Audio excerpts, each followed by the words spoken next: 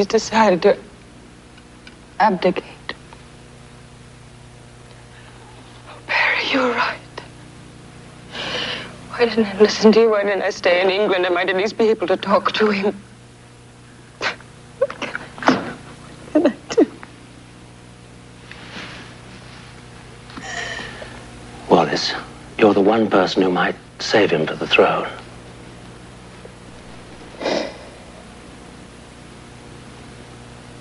He refuses to give you up. But I could give him up. If you withdraw, he'll have no reason to abdicate.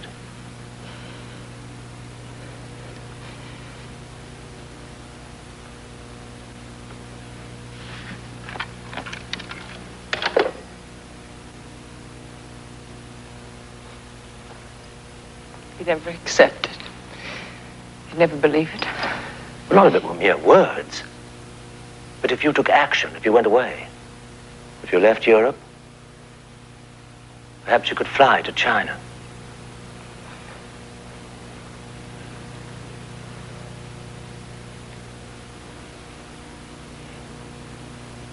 I am ready to leave today if you can make the necessary arrangements. I'll call a press conference.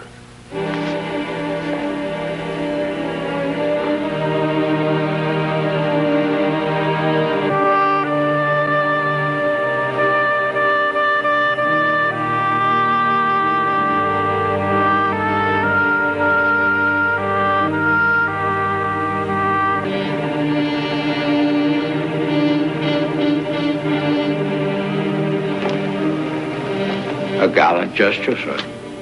But a futile one. China. I'd follow her to the end of the universe. Which is what I told her an hour ago. You're very like your great-grandmother, sir. Victoria and I? Victoria's love for her Albert was quite as all-consuming in its way as yours for your lady. As with Victoria, so with you. Once in love, always in love. I remember that. Have you read the abdication speech? Very touching, sir. Does it say what needs to be said, Winston? It does. I made but a few minor suggestions. Thank you. One of the saddest duties I've had to perform for the crown. My brother will make a good king. Better than I. I should not permit anyone but you to say that, sir.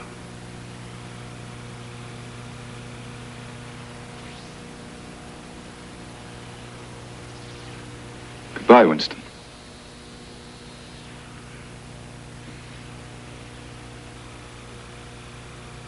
Goodbye, sir.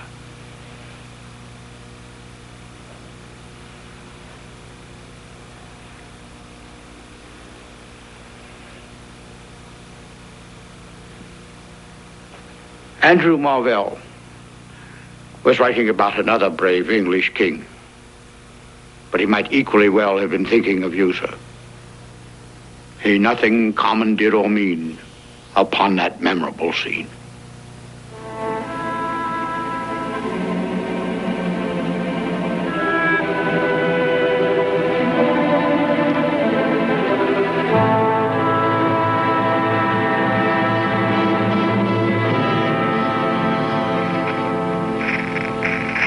Wallace, would you rather be alone? No, please stay with me. This is Windsor Castle. His Royal Highness, Prince Edward.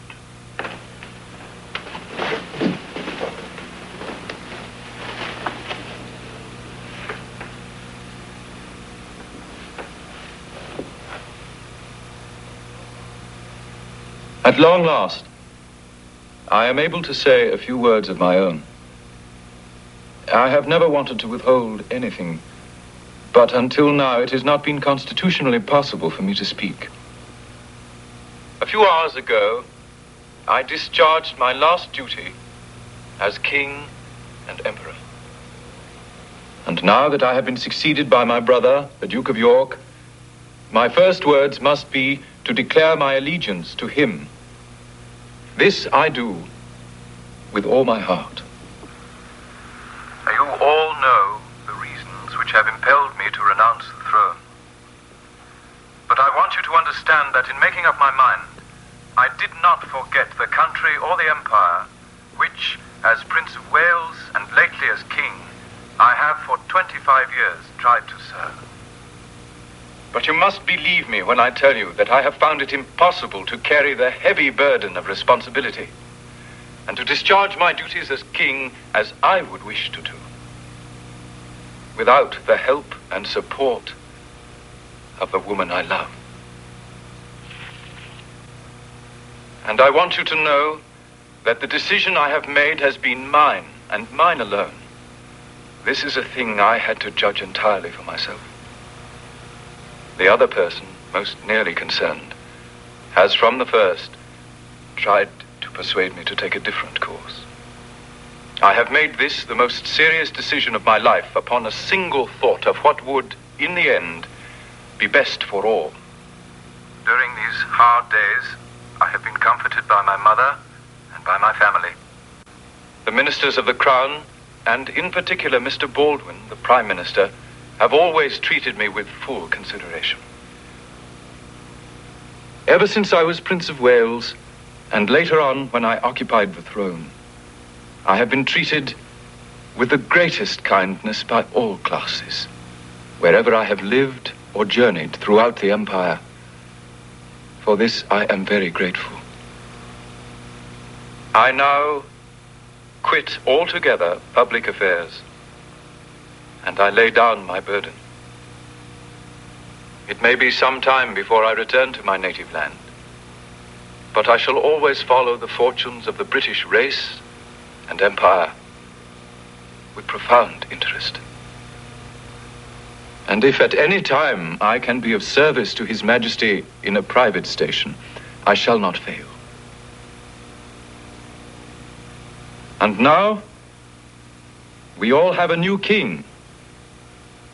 I wish him and you, his people, happiness and prosperity with all my heart. God bless you all. God save the king.